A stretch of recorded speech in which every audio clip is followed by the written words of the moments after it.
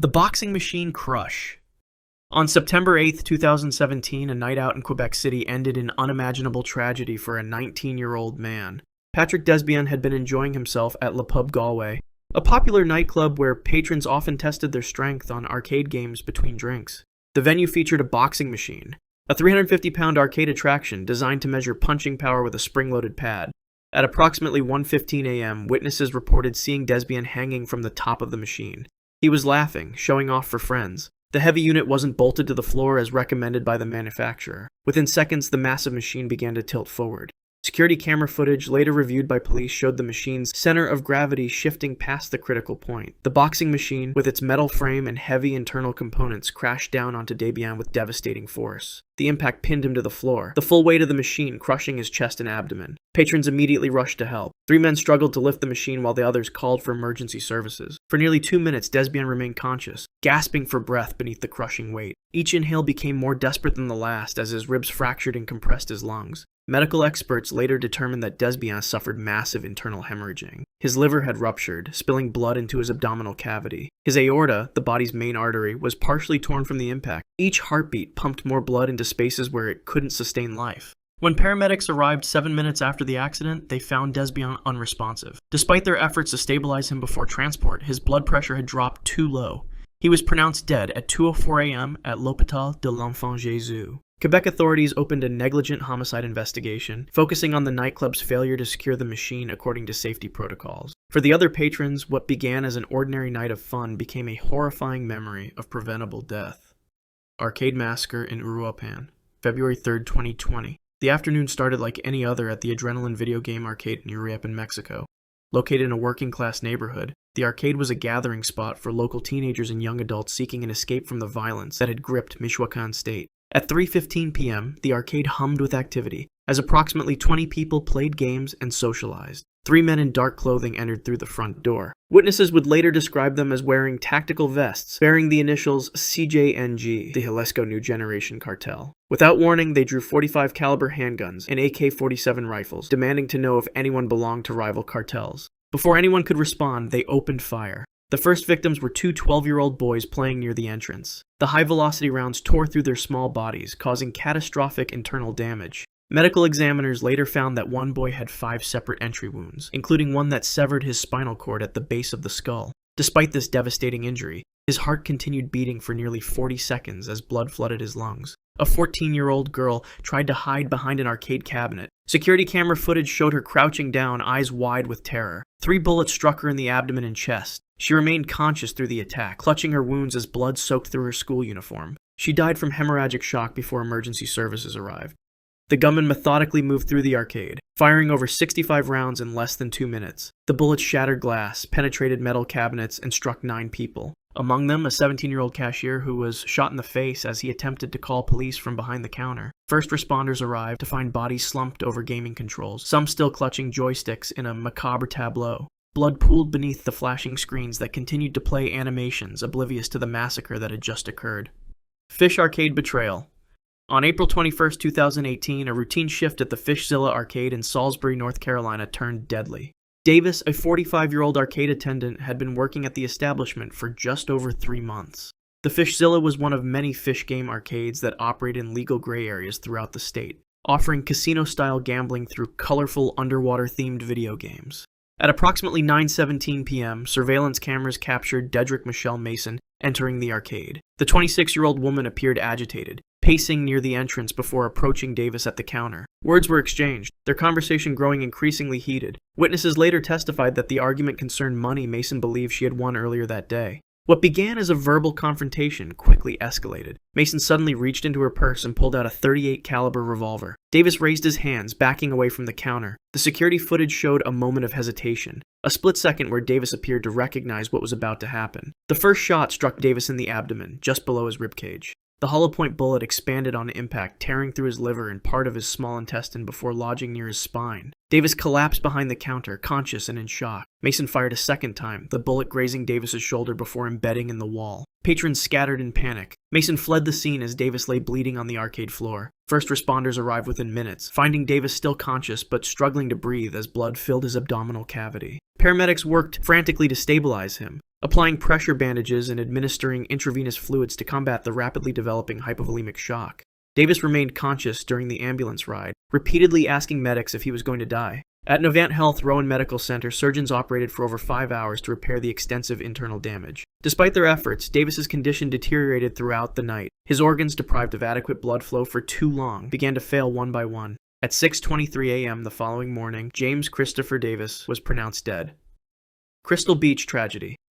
On July 12, 2019, a family vacation in Crystal Beach, Texas turned into an unimaginable nightmare for the Stevenson family. 2-year-old Lucas had been excited all day, running between the windows of their rented beach house to look at the ocean. His parents had chosen the luxury vacation home specifically because it advertised family-friendly amenities, including a game room with several arcade machines. That evening, while his mother prepared dinner, Lucas wandered into the game room unsupervised. The room contained a vintage whack-a-mole arcade machine, a 220-pound cabinet made of particle board, metal, and glass. Unlike modern arcades, these vacation rental machines were rarely secured to the floor. Security camera footage later revealed that Lucas approached the colorful machine, attracted by its flashing demo screen. The toddler, just learning to climb, grabbed the control panel and pulled himself upward. For a brief moment, Lucas balanced on the front edge of the machine, his small hands reaching for the mallet attached by a cord. The shift in weight was subtle but catastrophic. The top-heavy arcade cabinet began to tilt forward. There was no time for Lucas to move away. The massive machine toppled, pinning the child underneath its crushing weight. The impact was direct and severe. The sharp metal edge of the control panel struck Lucas across his chest and abdomen. His mother, hearing the crash, rushed into the room. She found Lucas trapped, only his legs visible beneath the fallen machine. Her screams brought Lucas's father, who struggled desperately to lift the cabinet. When he finally managed to free his son, Lucas was unconscious, his breathing shallow and labored. Paramedics arrived within 12 minutes and immediately recognized the severity of the internal injuries. The impact had ruptured Lucas's liver and caused severe crushing damage to his ribs and lungs.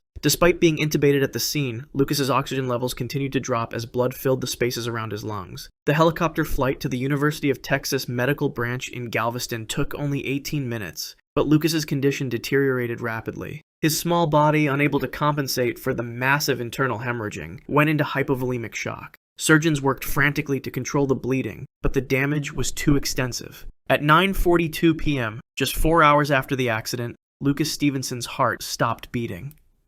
Fire in Tangshan Arcade. On December 11, 2003, an unremarkable building in the industrial city of Tangshan, China, housed what locals knew was an illegal video game arcade.